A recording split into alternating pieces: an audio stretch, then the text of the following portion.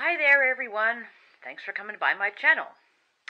As you can see, I have the medallion quilt in progress. I'm doing big stitch hand quilting, and I use my old cross stitch frame.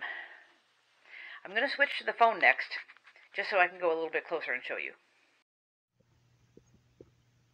I am using size 9 crewel needles. They have a fairly big eye, and yet are nice and sharp. Now hopefully the phone will focus over here. The thread I'm using is 12 weight sulky. I have a gray variegated, green variegated, and black. As far as how I'm doing the quilting design, I'm kind of winging it as I go.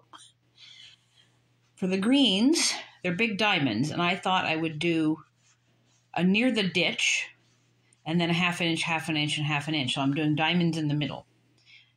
I'll try to get a better shot of it more done, but you can get the idea. Now these triangles were kind of the same idea. Near the ditch, you can see some of the variegated good and some not. And then a diamond and a diamond. And then for the black border, it runs along here. That's one border, and then there's the corner. So I have it drawn out. So one of those lines is wrong, but I know what I'm doing. It's half an inch again. And I'm stitching near the ditch here, but not on this side. So I've got part way through there. That's an inch from side to side. So that's the border right there where my fingers are going. So about halfway through is an inch. So I'm running a line of black along there and a line of black along there.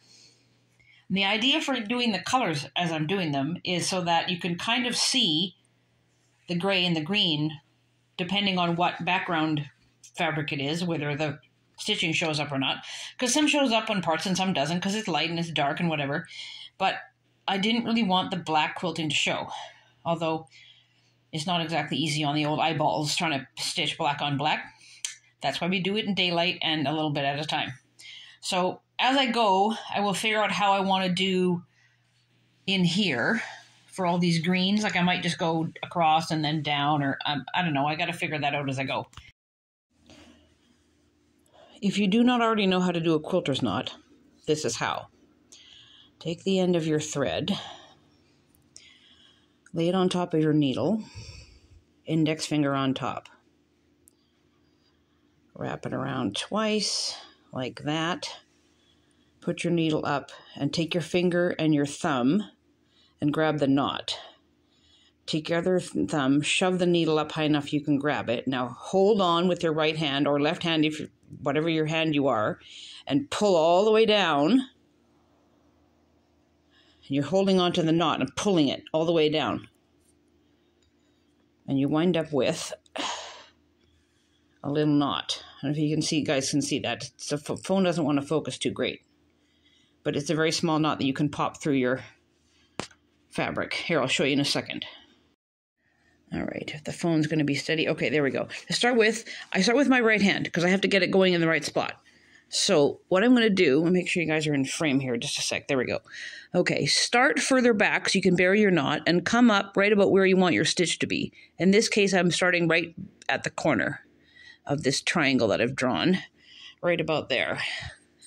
And then push it on through.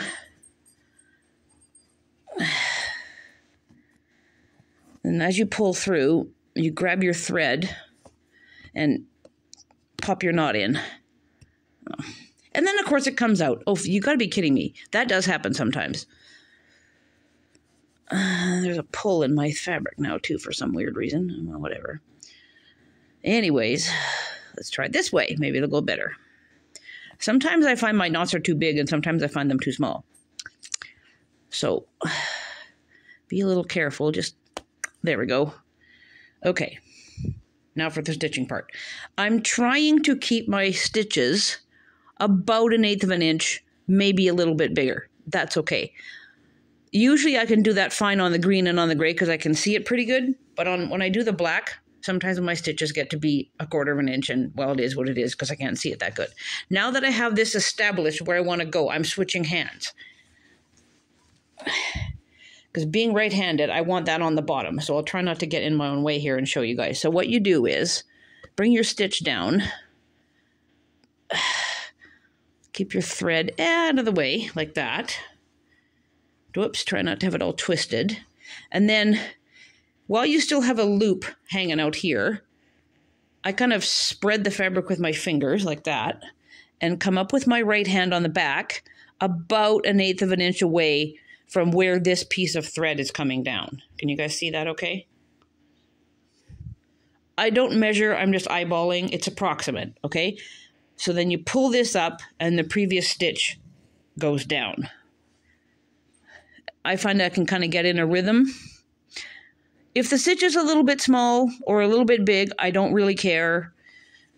It doesn't really matter what it looks like on the back to me. This is from my friend's son. He's not going to care in the slightest. It's not going to go in any show or anything. I just want to stitch it securely down with all these big quilting stitches. So you sort of go, right? Rhythm, right? You see where I'm going with this? Pull your loop through. Go down partly. Sometimes I have to hold it so it doesn't twist. Pull your loop through. You get the idea, right? Simple? Okay, I'm coming back around to the end here.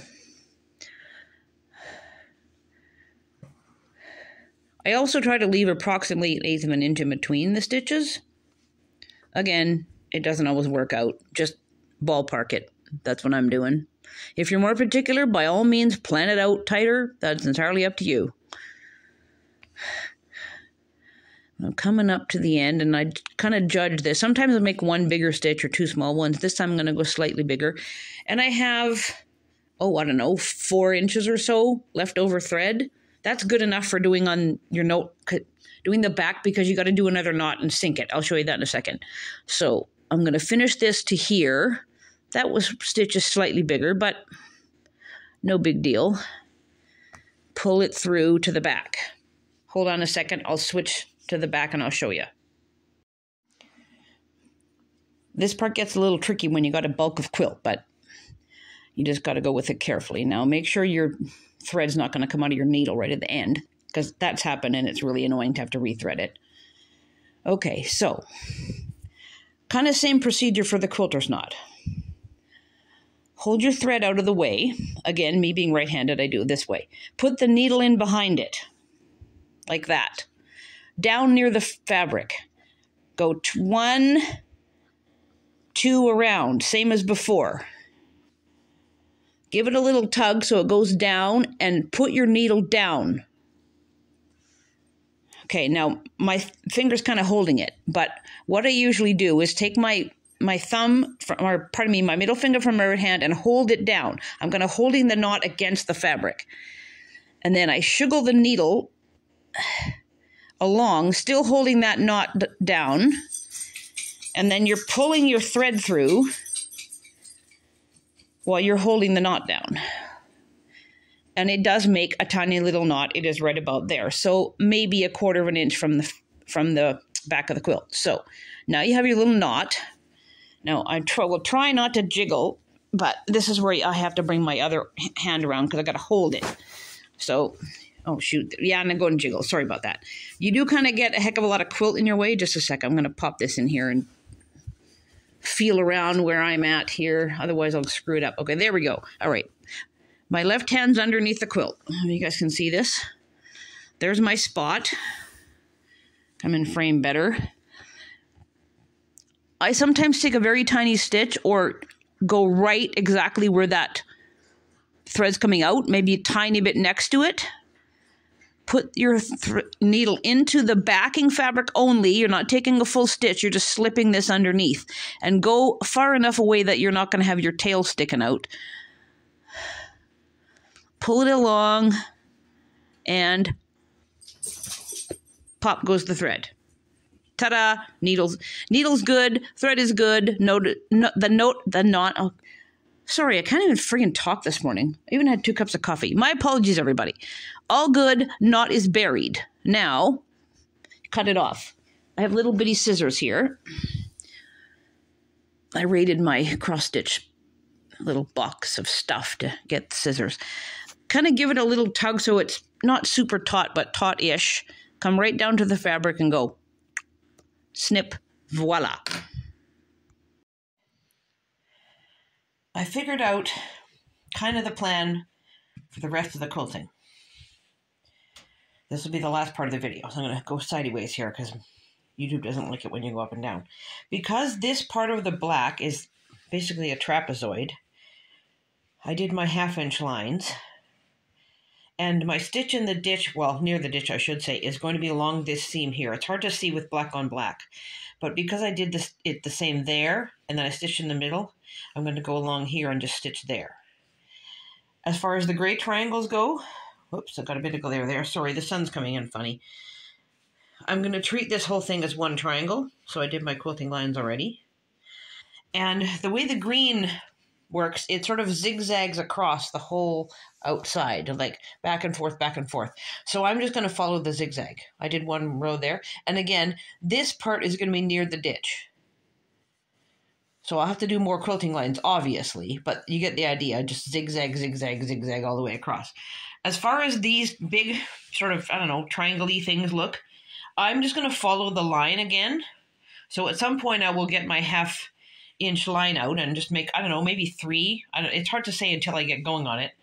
And I will probably stitch along, that's not a very good joining seam, whatever, along the ditch there. I don't know, I'll get to that when I come to it. Now the other, outside of the black, I don't know yet, because there's sort of these weird, I don't even know what shape that is. There's like a triangle here and a triangle here. This whole bit of black, that's all border.